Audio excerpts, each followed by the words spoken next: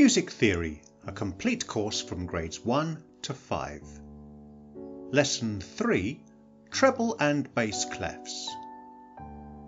This lesson will teach you all you need to know about how to use treble and bass clefs for grade 1 music theory at both ABRSM and Trinity College.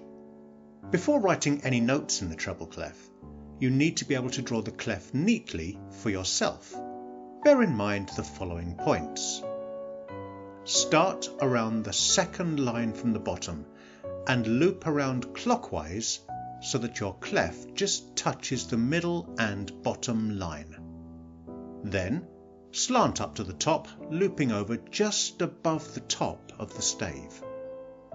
Finally, bring an almost vertical line down the middle to finish just below the bottom of the stave. The names of the notes in the spaces of the treble clef can easily be remembered using the word face. The first space from the bottom is called F, the second space is called A, the third C, and the fourth E.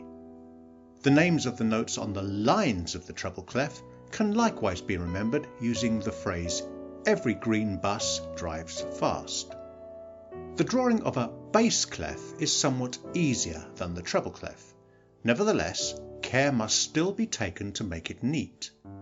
The curve is tighter at the top than the bottom, and the two dots after the bass clef must be in the top two spaces of the stave. The names of the notes in the spaces of the bass clef can easily be remembered using the phrase "all cows eat grass." And the names of the notes on the lines of the bass clef can likewise be remembered using the phrase "grizzly bears don't fear anything." Now, let's see how much you have remembered. First of all, can you name these notes?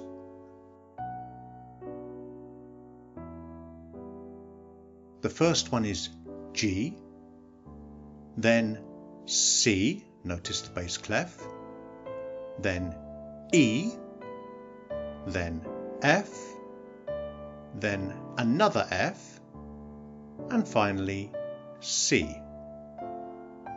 And secondly, what clef would you need to insert to make the notes named here? The first one is a bass clef, the second one is a treble clef, and the third one is another bass clef. To go on to the next video, click the card on the left, or for a written worksheet for more practice on this topic, click the card on the right.